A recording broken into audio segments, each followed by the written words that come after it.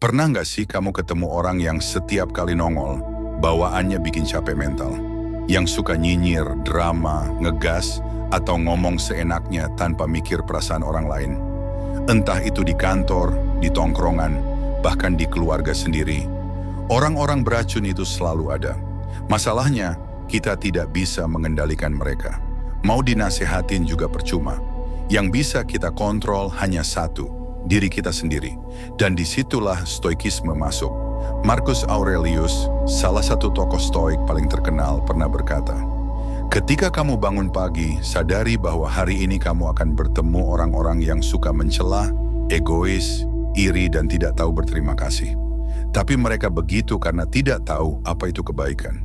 Kedengarannya simple, tapi itu cara stoik untuk mengatakan, jangan kaget kalau dunia tidak sempurna. Karena dengan ekspektasi yang realistis, kamu jadi lebih siap menghadapi orang toksik tanpa kehilangan ketenanganmu. 1. Orang toksik. Itu cermin, bukan musuh. Marcus ngajarin kita untuk tidak langsung benci orang beracun. Kenapa? Karena mereka sebenarnya adalah latihan kesabaran buat kita. Orang beracun bisa jadi cermin yang menunjukkan bagian diri kita yang masih mudah tersulut emosi, masih butuh pengakuan, atau masih mudah marah waktu tidak dihargai.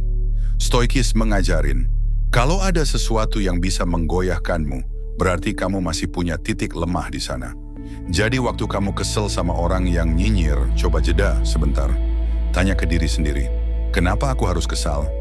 Apa aku takut terlihat lemah? Atau cuma pengen dianggap benar? Begitu kamu sadar pola itu, kamu bisa memutus lingkaran reaksi. Bukan lagi dikendalikan ego, tapi dikendalikan kesadarannya. 2. Kamu nggak bisa mengubah mereka, tapi bisa mengatur reaksi. Epictetus, guru besar stoik, berkata, hal-hal di dunia ini terbagi dua, yang bisa kamu kendalikan dan yang tidak. Dan orang beracun jelas masuk kategori kedua. Kamu tidak bisa mengubah sifat mereka, tapi kamu bisa memilih reaksi. Contohnya, jika seseorang nyindir kamu bisa memilih mau balas nyindir atau cuman senyum. Reaksi pertama bikin kamu sama buruknya. Reaksi kedua bikin kamu tetap tenang dan punya kendali. Marcus juga pernah bilang, cara terbaik membalas orang yang berbuat jahat padamu adalah dengan tidak menjadi seperti mereka. Jadi saat orang toksik ngomong hal buruk, anggap aja itu kayak suara klakson di jalan. Berisik, tapi nggak perlu kamu ladeni. Kamu tetap bisa melanjutkan jalan dengan tenang. 3. Lindungi energi, tapi tetap punya empati. Orang stoik bukan berarti cuek atau dingin. Mereka tetap punya empati. Cuman nggak biarin empati itu menguras energi. Kamu bisa memahami bahwa orang beracun biasanya terluka. Mereka menyerang orang lain karena mereka belum pulih dari rasa sakitnya sendiri. Mereka ingin merasa berkuasa karena di dalamnya mereka merasa kecil. Tapi memahami bukan berarti membiarkan. Kadang-kadang, cara paling sehat menghadapi orang beracun adalah menjauh tanpa benci. Kamu tidak harus membalas, kamu juga tidak harus tetap dekat. Menjaga jarak bukan berarti kamu jahat. Itu artinya kamu cukup dewasa buat tahu mana yang harus kamu rawat dan mana yang harus kamu lepaskan. Seperti kata Marcus, cintalah manusia, tapi jangan biarkan mereka menghancurkan jiwamu. 4. Fokus ke ketahanan diri. Stoikisme percaya bahwa ketenangan sejati bukan berarti dunia di luar ketenangan, tapi karena kamu sudah tidak terganggu oleh kekacauan itu.